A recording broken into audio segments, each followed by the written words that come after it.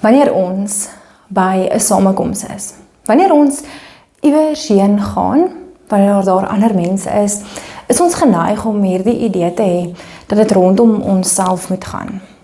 Wanneer ons by die kerk aankom, is dit meeste van die kere vir ons 'n persoonlike belewenis. Is dit meeste van die kere vir ons 'n persoonlike gebeurtenis. Ek wat met my emosies en die dinge wat in my lewe gebeur, by daardie kerk aankom, by daardie gemeenskap van gelowiges aansluit vir daardie ontmoeting met God.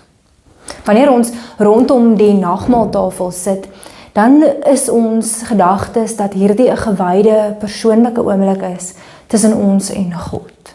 Maar terselfdertyd wanneer ek aan daardie tafel sit, sit ander rondom ons ook aan daardie tafel.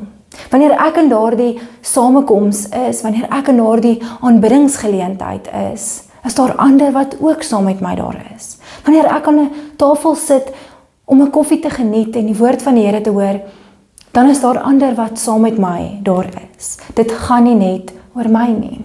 En daar in Handelinge 2 lees ons juis van daardie eerste gemeentes. Daardie eerste gemeentes wat so naby aan mekaar was, daar waar hulle in hulle huise was, dat die een huis gehoor het wat die ander huis doen.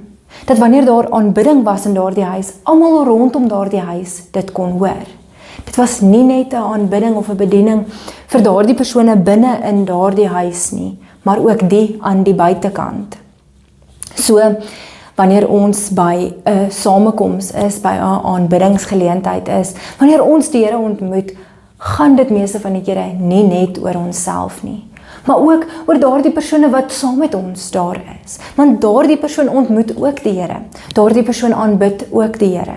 Daardie persoon is ook in 'n ontmoetingsgeleentheid met sy hart en sy menswees en sy persoonlikheid daar om die Here te ontmoet, net soos jy.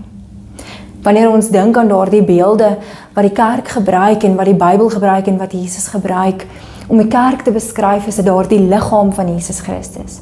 Dis nie net een persoon nie, maar 'n klomp wat nou nie meer individueel is nie, maar wat nou saam is, 'n eenheid is. En dit dring ons tot op daardie punt waar ons besef, dit gaan nie net in die kerk of in daardie aanbiddingsgeleentheid oor myself nie. Maar hierdie persoon wat ook vir God ontmoet, het ook behoeftes, het ook seer, is ook smagtend op soek na daardie troos en vashou van die Here. Is ook daar om die Here te verheerlik vir daardie goeie dinge wat die Here in sy of haar lewe gedoen het. Mag ons, wanneer ons by so 'n aanbiddingsgeleentheid is, besef dat ander rondom ons ook bedien word deur my. En mag ons daarmee eintlik net mekaar raak sien. Ek sien jou raak. Ek sien daardie nood, daardie behoeftes. Ek sien daardie uitlewing van jou getuienis. Ek sien daardie persoon raak wat anders is. Ek sien daardie persoon raak wat ook hier is. Sodat ons daardie liefde wat Jesus rondom daardie tafel uitgeleef het, ook aan hulle kan uitleef.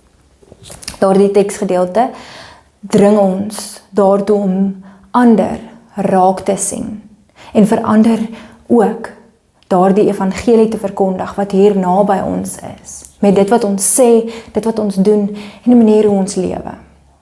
Mag ons aanraking verder en wyer kring as net hierdie klein gebou waarin ons is, hierdie klein tafel waar rondom ons sit, maar die wat rondom ons ook is.